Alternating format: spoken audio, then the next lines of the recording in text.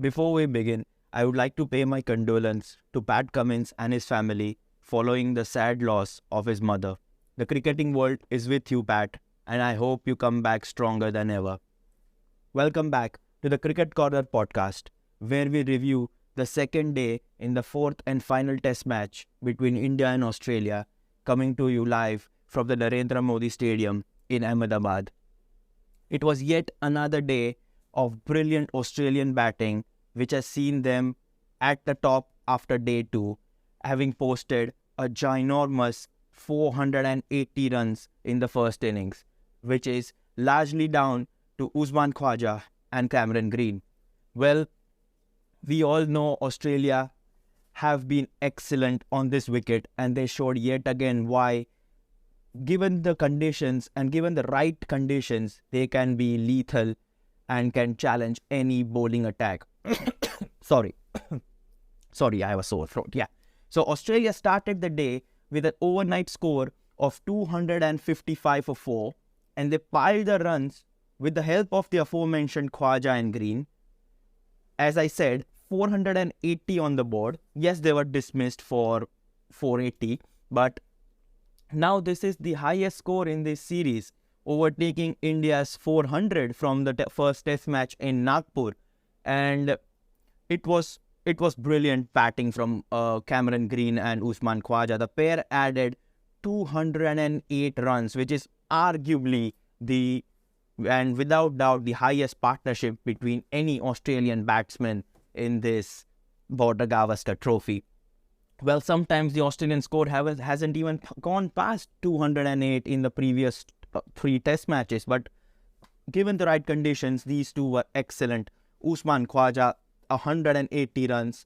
Cameron Green also picking up and scoring his first century in test match cricket. He was dismissed for 114. But you know what?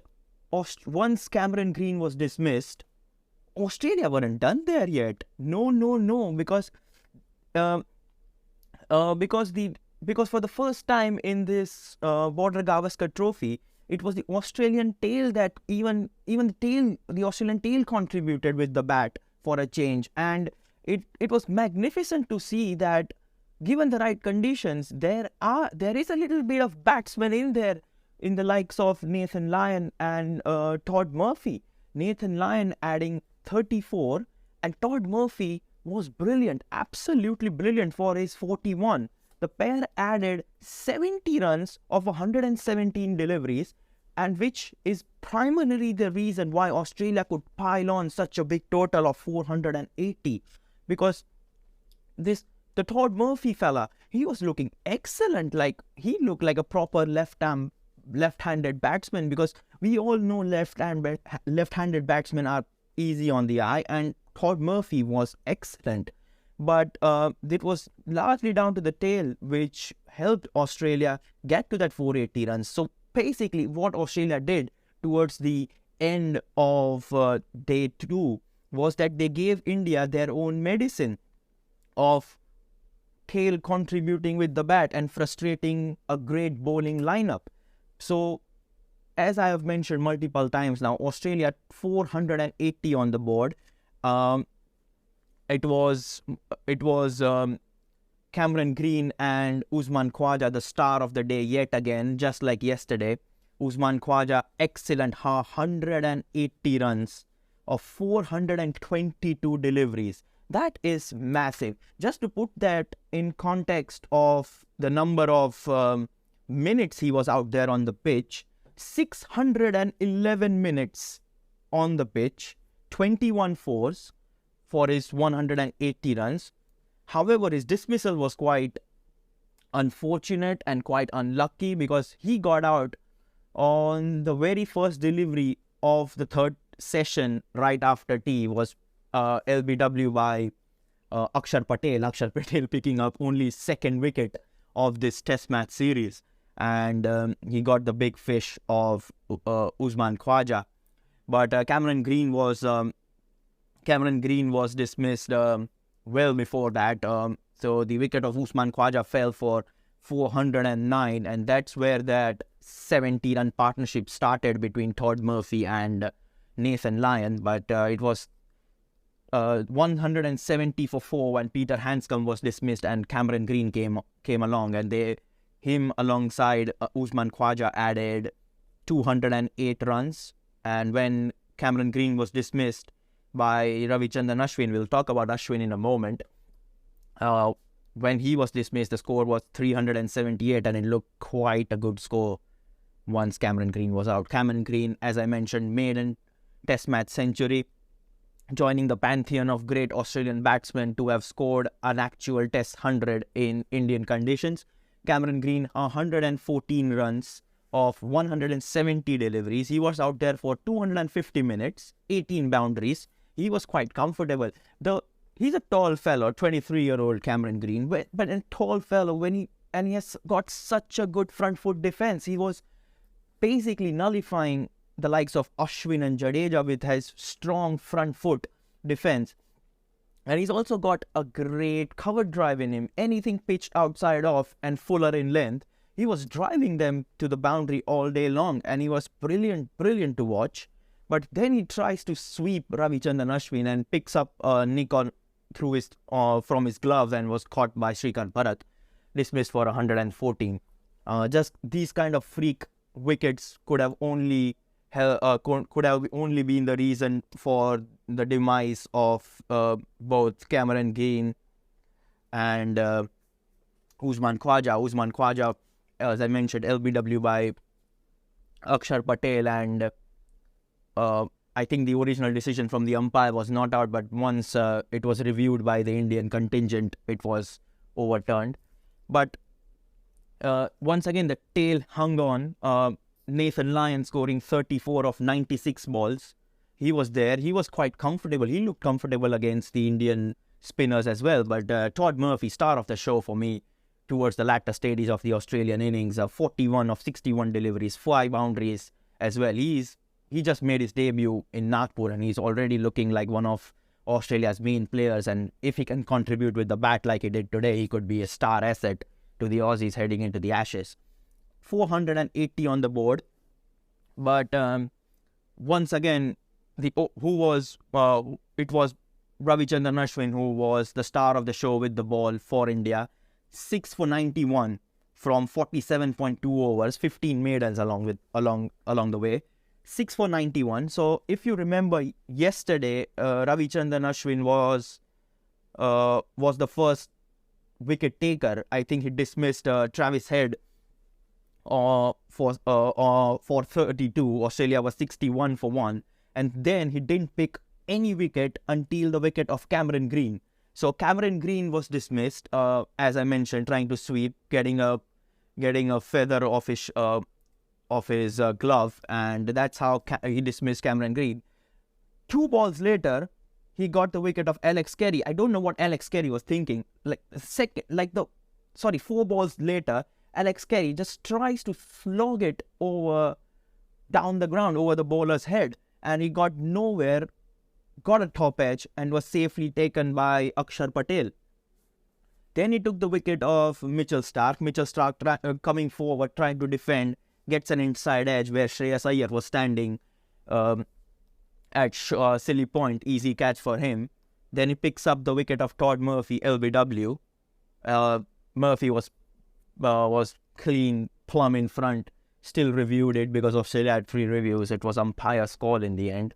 So that was his demise, and Nathan Lyon was the last wicket to fall, edging it to Virat Kohli at first slip. So Ashwin picking up 6 for 91. It looks good that Ashwin has 6 wickets now. I think he's now joint leading wicket taker in the history of Border Gavaskar Trophy. I think it was really nice to see him amongst the wickets, despite the monumental effort the Australian batsmen have put here in Ahmedabad. 480. India did get an opportunity to bat, and India had 10 overs to survive, and which they did quite comfortably in the end. At the end of day 2, India are 36 for 0. Rohit Sharma not out on 17 and Shubman Gill not out on 18. Things looked quite slow towards the end, and when Nathan Lyon bowled came out to bowl the final over of the day. Shubman Gill was on strike. He blocked the first delivery, and second delivery, he came down the track and lobbed it over the bowler's head for a six. That's one way of ending a day's play, but that's how things were. 36-0 after 10 overs. And at the end of day 2, India still trailed by a mammoth 444 runs. Well, that is huge as far as India are concerned. Yes, it's a good batting pitch, but how good is it after 2 days? I'm sure the bowlers will slowly get into it, and with Australia running 3 spinners like they did in the previous 2 test matches, Kuhneman, Lyon and Todd Murphy yet to bowl. So Australia can have some say in this test match, despite them due to the fact that they are 444 runs ahead. Now, there were a couple of interesting snippets from this test match. This is the first time India have conceded a 200-run stand in the last 10 years. First 200 stand they have conceded in the last 10 years. I've just read that on Twitter. I've not cross-checked it through any website or sources, but that's quite interesting. India took 3 new balls because Australia batted for 167 overs. So you get new ball after every 80 overs. So India could use 3 of them. So that's something which is not very common when visitors come to play in India. So that's something to something to think about. And I think the pressure is definitely on India heading into day 3, because I once again I read this on Twitter that if India draws, or even India loses or draws this 4th test match against Australia, then New Zealand must win at least 1 test against Sri Lanka in order for an India versus Australia final in the World Test Championships. So as you all know, Australia have already qualified for the final of the World Test Championship, but their opponents are still not decided. It could be either Sri Lanka or India, and Sri Lanka are currently facing New Zealand in a test match series, and they are playing quite well. I think they've already dismissed 5 batsmen of a New Zealand batsman for like close to 170 runs. So it could be really tricky for India. So they have 3 days to firstly get to 440 odd runs, then get some lead, and then try and dismiss Australia cheaply so that they can come out and bat again and chase it down. India have to bat throughout day 3. There is no way they can be allowing Australia to come back and, let's be honest, bat again. They don't want to have a follow-on, and they still require 244 to avoid that. And they cannot simply let Australia come out and bat again tomorrow either. They have to bat for the full 90 overs to have any chance of saving this test match here in Ahmedabad. So it will be a really, really tricky day, but an exciting one as well. Judging by how Shubman Gill and Rohit Sharma played for that 10 overs, they looked quite comfortable. So I think there's still life in this pitch. And if there is life in this pitch, you can clearly expect India to pile on the runs, similar to how the Australian batsmen did today with the likes of Usman Khawaja and Cameron Green. Once again, to wrap things up, Australia 418 all out, Usman Khawaja 180, Cameron Green with 114, Australian tail contributing for a change, Nathan Lyon 34, Todd Murphy 41, pick of the bowlers for India, Ravichandran Ashwin 6 for 91 for him, and in reply, India are 36 for no loss at the end of 10 overs towards the end of day 2. I'm expecting a great day of action tomorrow. This is going to be the longest test match in this Border Gavaskar Trophy, because we are already going to day 3 with just 1 innings. We are not even in the second innings of the first team. So this is going to be a long one, possibly going down to day 5 as well. Let's see how India come out to bat. Come out to bat, and let's see how they do it. That's the review for the day 2 here at the Narendra Modi Stadium.